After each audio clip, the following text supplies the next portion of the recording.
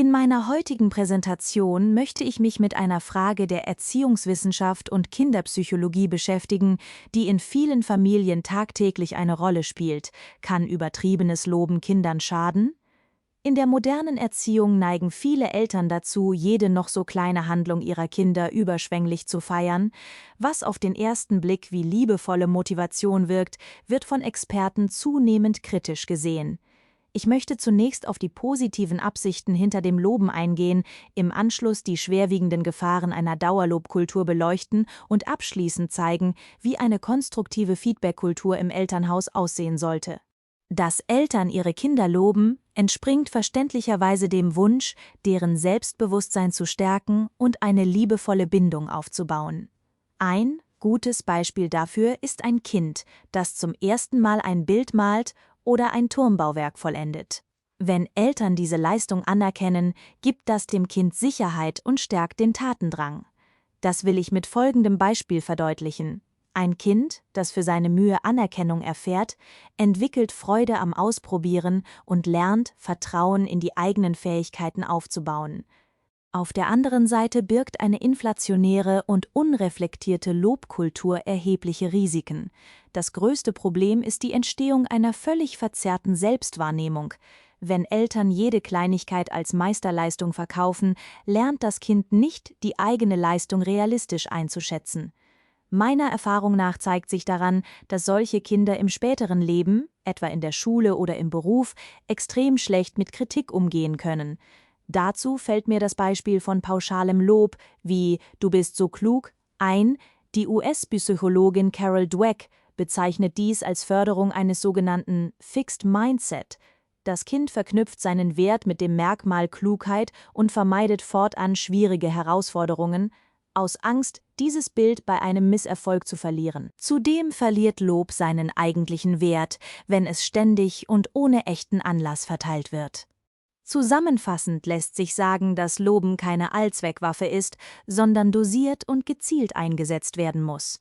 Meiner Meinung nach brauchen Kinder kein permanentes Schulterklopfen, sondern ehrliche und wohlwollende Rückmeldungen. Statt das Ergebnis oder das Kind selbst pauschal zu bewerten, sollten Eltern das Handeln und die Anstrengung loben, also prozessorientiert sagen: „Ich sehe, wie hart du daran gearbeitet hast."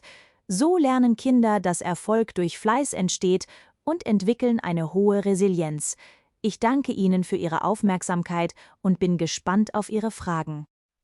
Vielen Dank für deine differenzierte Präsentation. Wenn ich dich richtig verstanden habe, warnst du vor den negativen Folgen einer dauerhaften und unkritischen Lobkultur in der Erziehung. Du hast zwar eingeräumt, dass gezielte Anerkennung das kindliche Selbstvertrauen stärken kann. Gleichzeitig hast du aber betont, dass übertriebenes Lob zu einer unrealistischen Selbsteinschätzung führt und Kinder anfällig für Frustration macht. Besonders hervorgehoben hast du das Konzept des Fixed Mindset durch pauschale Wortmuster. Dein Fazit war, dass Eltern prozessorientiert loben sollten, um den Fokus auf Anstrengung und persönliche Weiterentwicklung zu lenken. Du hast hervorgehoben, dass man die Anstrengung statt des Talenten loben sollte. Glaubst du nicht, dass Kinder sehr schnell merken, wenn Eltern nur ihren Fleiß loben und sich dann erst recht unbegabt fühlen, wenn das Ergebnis trotzdem schlecht ist? Das ist ein sehr feinfühliger Einwand. Wenn das Ergebnis nicht stimmt, bringt reines Lob für den Fleiß tatsächlich wenig. In diesem Fall geht es eher darum, gemeinsam zu analysieren, was schiefgelaufen ist und welche anderen Lernstrategien man beim nächsten Mal ausprobieren kann, anstatt nur zu sagen: „Du hast dich gut bemüht." Sollten Grundschulen deiner Meinung nach Noten komplett abschaffen und durch schriftliche Beurteilungen ersetzen, um den Druck zu nehmen und eine bessere, prozessorientierte Rückmeldung zu geben? Ich verstehe diesen Ansatz und halte schriftliche Berichte in den ersten Grundschuljahren für wesentlich aussagekräftiger als bloße Zahlen. Noten spiegeln selten den individuellen Lernfortschritt wider. Berichte ermöglichen es Lehrkräften, genau zu zeigen, wo die Stärken liegen und woran das Kind noch arbeiten muss. Glaubst du, dass die heutige Verweichlichung oder das Fehlen von Kritik in der Erziehung dazu führt, dass junge Erwachsene auf dem Arbeitsmarkt nicht mehr belastbar und kritikfähig sind? Dazu möchte ich sagen, dass viele Arbeitgeber genau dieses Phänomen beklagen. Wer als Kind nie gelernt hat, mit konstruktiver Kritik oder Misserfolgen umzugehen, empfindet Feedback im Berufsleben schnell als persönlichen Angriff.